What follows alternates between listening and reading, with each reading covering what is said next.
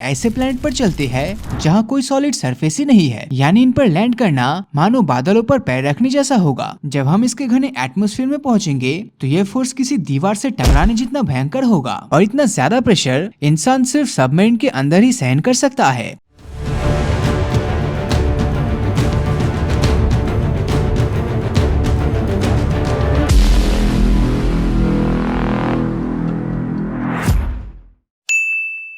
Elon Musk साल 2030 के and तक मार्स को कॉलोनाइज करने का प्लान बना चुका है, पर सवाल ये आता है भला मार्स ही क्यों, सोलर सिस्टम का कोई दूसरा प्लेनेट क्यों नहीं? इसका जवाब जानने के लिए चलिए आज 1 मिनट के लिए सोलर सिस्टम के सभी प्लैनेट्स का एक चक्कर लगा आते हैं और देखते हैं कि इस प्लेनेट पर हम कितने देर तक सरवाइव कर पाएंगे। सबसे पहले सोलर सिस्टम के ऐसे प्लेनेट पर चलते हैं जहाँ कोई सॉलिड सरफेस ही नहीं है। जी हाँ, मैं बात कर रहा हूँ सोलर सिस्टम के गैस जायंट यानी जुपिटर और सैटर्न की। ये दोनों ही प्लेनेट हाइड्रोजन और हीलियम गैस से बने, यानी इन पर लैंड करना मानो बादलों पर पैर रखने जैसा होगा, जो आमतौर पर असंभव है। तो क्या हम जुपिटर के बादलों से भरे सरफेस में कूदकर एक छोर से दूसरे छोर में निकल सकेंगे? वेल, ऐसा होना पॉसिबल नहीं, क्योंकि हम इसके आधे रास्ते तक जाते जाते ही गायब हो जाएंगे। सबसे पहले तो जुपिटर और सैटर्न के एटमॉस्फेयर में ऑक्सीजन का कोई नामो निशान ही नहीं। ऐसे में हमें ऑक्सीजन सिलेंडर लेकर इसके अंदर कूदना पड़ेगा और तब इसके ग्रेविटेशनल पुल के कारण हम इसके अंदर 1,80,000 किलोमीटर की स्पीड से ट्रेवल करेंगे,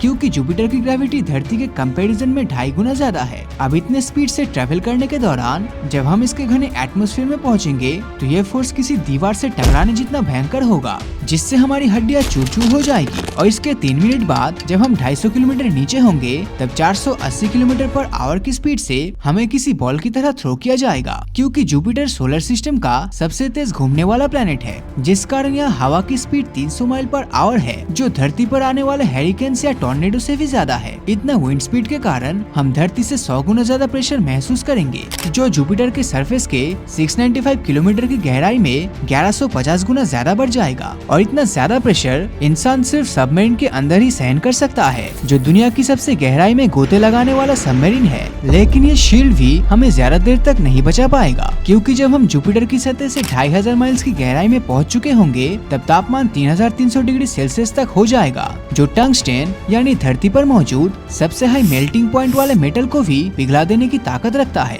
और ये कोई मजाक नहीं, बल्कि नासा के जेट प्रोपल्शन लेबोरेटरी के प्लानिटरी साइंटिस्ट रॉबर्ट पी के मुताबिक जुपिटर जैसे गैसियस प्लेनेट के एटमॉस्फेयर में घुसते ही उसके लिक्विड हाइड्रोजन का वेट इंसान को पीस कर रख देगा। वैसे जुपिटर का मेन अट्रैक्शन है ग्रेट रेड स्पॉट। ये इसके सरफेस पर चलने वाली एक आंधी है जो पिछले 300 सालों से जुपिटर का चक्कर लगाती आई है, और इसका आकार सरप्राइजिंगली 2 धरती के साइज का बराबर है। ये गैस जायंट हमारी धरती को अंतरिक्ष से आने वाले एस्टेरॉयड के टकराव से भी सदियों से बचाता आ रहा है। वैसे जुपिटर की तरह ही सोलर सिस्टम के एक और गैस जायंट प्लेनेट सैटर्न पर भी हमारा कुछ ऐसा ही हाल होगा। और अगर आप सैटर्न के रिंग्स को एक्सप्लोर करने का सोच रहे हैं तो मैं बताना चाहूंगा कि इसके रिंग्स मेनली बर्फ के टुकड़ों से बने हैं, जो रेत के दाने से लेकर एक बड़े बिल्डिंग के आकार के जितना है, जिसके चलते इन रिंग्स का तापमान -130 डिग्री सेल्सियस से -170 डिग्री सेल्सियस तक हो जाएगा। अब अगर आप में से किसी को बर्फ में जमने की इच्छा है तो आप जरूर सैटर्न के रिंग्स का चक्कर लगा सकते हो। मगर ये तो कुछ भी नहीं है,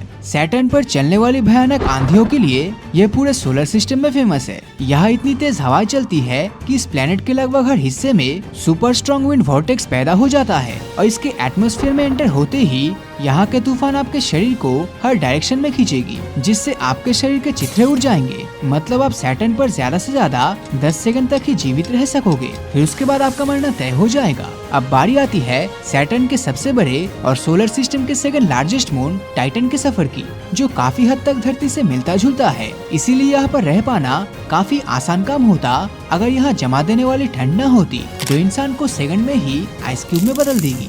पूरे सोलर सिस्टम में एक लौता मून है जहाँ लिक्विड रिवर्स, ओशंस और लेक्स मौजूद है, जो मीथेन और इथेन से भरा हुआ है।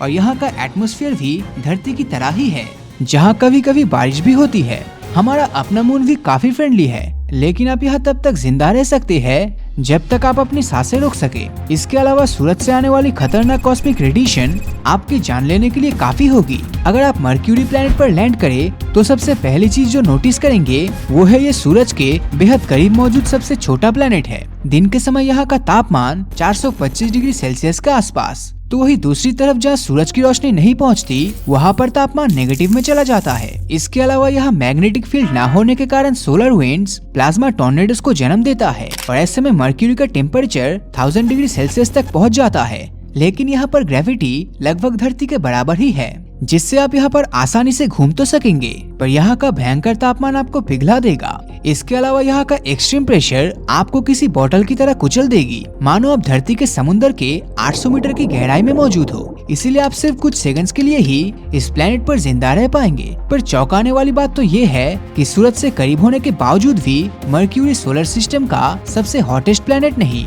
ऐसा इसलिए क्योंकि मर्क्यूरी का कोई एटमॉस्फेयर नहीं। हालांकि मर्क्यूरी का exosphere atomic oxygen, sodium, magnesium, atomic hydrogen और हीलियम जैसे मिनरल से बना है। बावजूद इसके मर्क्यूरी का एटॉमिक प्रेशर धरती के कंपैरिजन में ट्रिलियन गुना कम है, जिसके चलते मर्क्यूरी हीट को एब्जॉर्ब नहीं कर पाती और इसीलिए यहाँ काफी टेम्परेचर वेरिएशन देखने को मिलता है। अगला है वीनस। जरा देखते हैं कि वहाँ पर हमारा क्या हाल होगा। वीनस को हमारा ट्विन सिस्टर कहा गया है। ऐसा इसलिए क्योंकि इसका साइज और बनावट बिल्कुल हमारी धरती की तरह ही है। वैसे वीनस का सरफेस घने बादलों से घिरा है, लेकिन नासा के भेजे गए मेगेलन स्पेसक्राफ्ट ने हमें ये जानकारी दी कि वीनस का सरफेस माउंटेन्स, क्रेटर्स और वोल्केनो से भरा पड़ा है। पर धरती की तरह होने के बावजूद भी यहाँ पर चल पाना नामुमकिन है। ग्रीन हाउस गैसेस से भरपूर और वाटर वेपोराइजेशन के कारण वीनस का सरफेस पूरी तरह से ड्राई हो चुका है। इसीलिए इसके हीट ट्रैपिंग कार्बन डाइऑक्साइड से भरपूर एटमॉस्फेयर से इस प्लेनेट का टेम्परेचर 465 डिग्री सेल्सियस होता है, जो धरती के एटमॉस्फेरिक टेम्परेचर से 33 गुना ज्यादा है, जो कि लोहे तक को पिघला सकती है। ऐसे में हम इंसान का वहाँ पर क्या हाल होगा। लेकिन इन सब नेगेटिव बातों के बीच एक पॉजिटिव बात यह है कि वीनस की ग्रेविटी धरती की ग्रेविटी का लगभग 91% है, या फिर हम इसे बराबर ही कह सकते हैं, जिससे यहाँ पर ज्यादा ग्रेविटेशनल डिफरेंस फील नहीं होगा।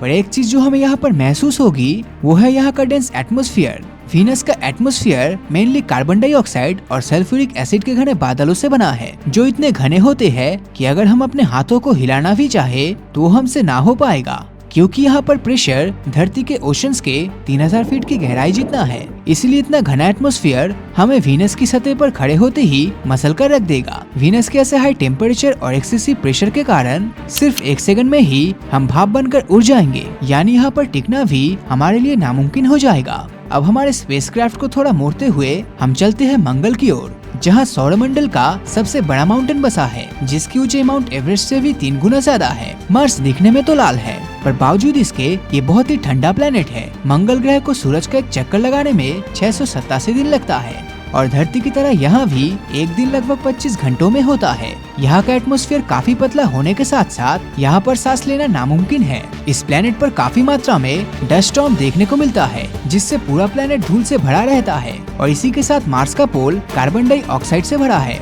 यहाँ के ठंडे वातावरण में आप इमीडिएटली तो नहीं जमोगे, लेकिन खुद को बचाए रखने के लिए आपको जरूरत होगी गर्म कपड़ों की, और आप यहाँ तब तक जिंदा रह सकते हैं जब तक आप अपनी सांसों को बचाए रखेंगे।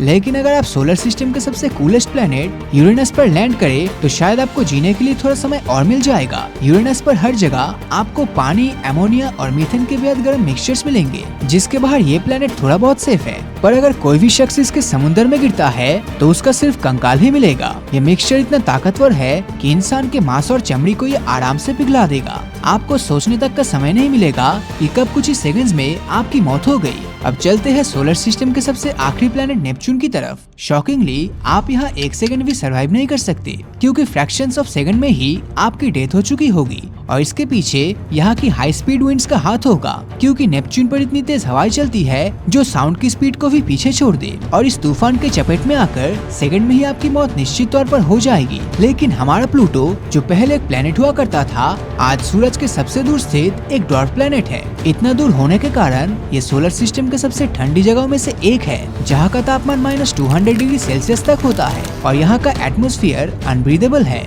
मीथेन के साथ साथ नाइट्रोजन की मात्रा भी यहाँ की हवा में काफी कॉमन है। इसके अलावा प्लूटो की ग्रेविटी काफी कम है, इसीलिए आप यहाँ पर आराम से उड़ सकते हैं। लेकिन यहाँ की एक्सेसिव ठंड आपको आइस क्यूब की तरह जमा देगी और आप बस यहाँ कुछ ही सेकंड्स के लिए जिंदा रह पाएंगे। ये सब जानने के बाद हमें खुश होना चाहिए कि हमारे पास धरती जैसा एक प्लेनेट है जो जीवन के रहने के लिए हर तरह से परफेक्ट है। वैसे अगर आपको मौका मिले तो आप सोलर सिस्टम के किस प्लेनेट पर जाना पसंद करेंगे, हमें कमेंट में जरूर बताना। तो अगर ये वीडियो आपको अच्छा लगा हो तो इस वीडियो को लाइक और अपने दोस्तों के साथ शेयर करना मत भूलना। और अगर अभी तक आपने हमारे चैनल को सब्सक्राइब नहीं किया है तो सब्सक्राइब करके नोटिफिकेशन बेल को ऑन कर दीजिए, क्योंकि मैं ऐसी वीडियोस हर हफ्ते लाता रहता हूँ। तो मिलता हूँ आपसे अगले वीडियो में और हमेशा की तरह थैंक्स फॉर वॉचिंग।